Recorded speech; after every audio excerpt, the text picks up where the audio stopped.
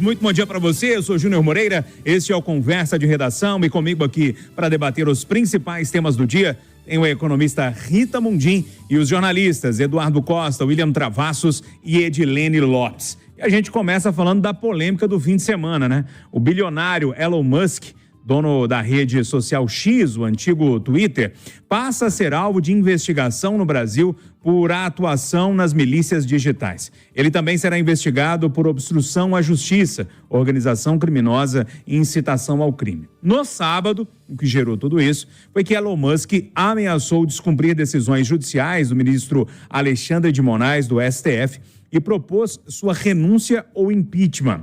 O empresário ameaçou ainda reativar os perfis de usuários do X bloqueados pela justiça.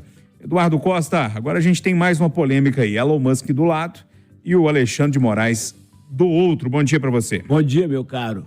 Bom dia para todo mundo. Ô, Júlio, a academia, né, a universidade é muito importante na vida da gente. Abre os horizontes, abre a cabeça da gente. Por lá eu passei, graças a Deus, bons anos. A intimidade com a tecnologia também é muito importante. É necessária no mundo de hoje. Por essa eu transito menos. Eu não conheço, por exemplo, o Twitter e nem o X.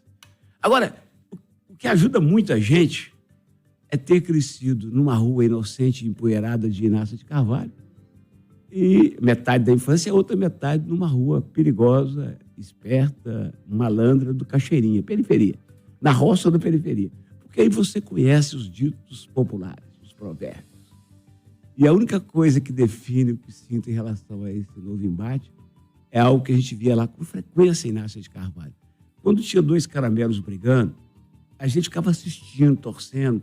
Eventualmente, combinava de cada um puxar o rabo de um dos cães para poder acabar com a briga. Claro que a gente corria o risco de o vira-lata morder a gente, mas era tão divertido que a gente fazia fusaca. Agora, quando eram dois filas, ninguém chegava perto. Aí que eu, ainda menina, entendi o significado de briga de cachorro grande. É essa. Eu fico doido para dar razão ao Elon Musk, porque alguém precisa frear o Moraes. Mas eu fico doido para dar razão ao Moraes, porque alguém precisa frear as redes sociais, que não tem responsabilidade nenhuma com o seu conteúdo, muitas vezes irresponsável, mentiroso e perigoso. Então, como são dois cachorros grandes, eu não sei de que lado que eu vou ficar, eu vou manter distância. Deixa eles brigarem, né, Eduardo? Ô, Rita Mundim, te dando bom dia e querendo saber aí a sua visão, a sua opinião sobre essa nova confusão aí. Bom dia. Bom dia a todos, eu concordo com o Eduardo, é briga de cachorro grande. Só que nós estamos falando de coisas fundamentais e que precisam de evoluir, e a gente precisa de chegar num bom termo.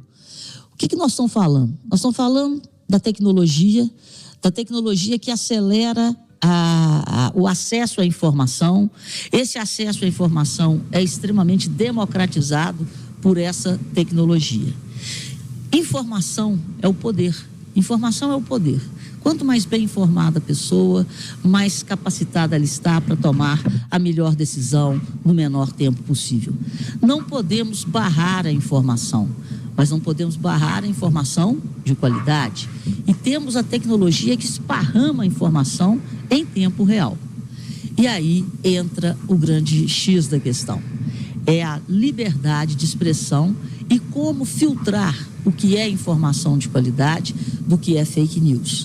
Então, esses filtros, eles estão aparecendo e aparecerão, mas a gente tem que ter muito cuidado para não barrar, para não censurar, para não criar regras para a informação de qualidade, não confundir as coisas. Então, eu torço para que haja um bom senso e para que a sociedade, de uma maneira geral, caminhe para esse ponto em que todos nós teremos e temos acesso à informação de qualidade, sem censura e sem exageros.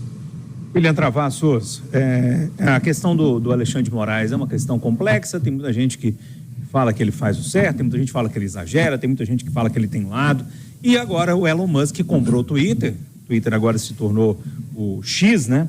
É o X, como queiram, e resolveu dizer que não vai cumprir ordem judicial aqui no Brasil. E aí? Bom dia. Bom dia, Júnior. Bom dia aos ouvintes da Itatiaia. X que estava morto, né? Ninguém falava sobre o X. É uma bolha, é um universo bem pequeno, né? Onde a turma fica num bate-boca. Eu não sei o quanto isso interfere na vida do brasileiro, do dia a dia. Não sei se os senhores têm o hábito, né, de ficar acessando o X para ver fulaninho xingando, ator xingando Elon Musk brigando com o Alexandre de Moraes. Cara, é uma bagunça generalizada. Mas, enfim, no meio desse ping-pong, a gente não pode esquecer que nós tivemos uma grande convenção dos conservadores, tem, sei lá, acho que 2 ou 3 semanas, todo mundo dos Estados Unidos reunidos. Nós temos uma denúncia, né, ou várias denúncias por parte dos bolsonaristas contra Alexandre de Moraes, dizendo que ele está cerceando a informação, está criando uma espécie de ditadura dentro dos meios de comunicação e caçando a liberdade do brasileiro.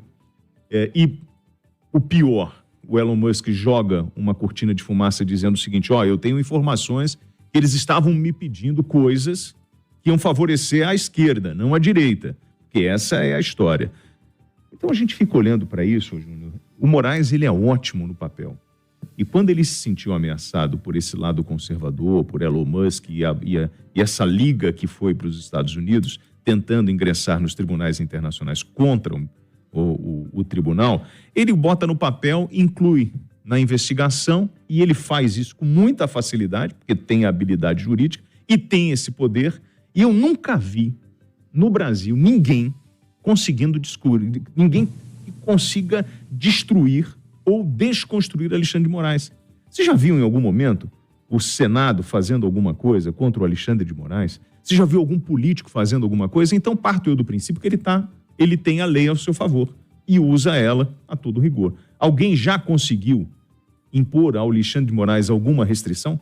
Essa semana o Senado vai dar uma surra, né? Será? O Congresso vai votando essa lei das drogas.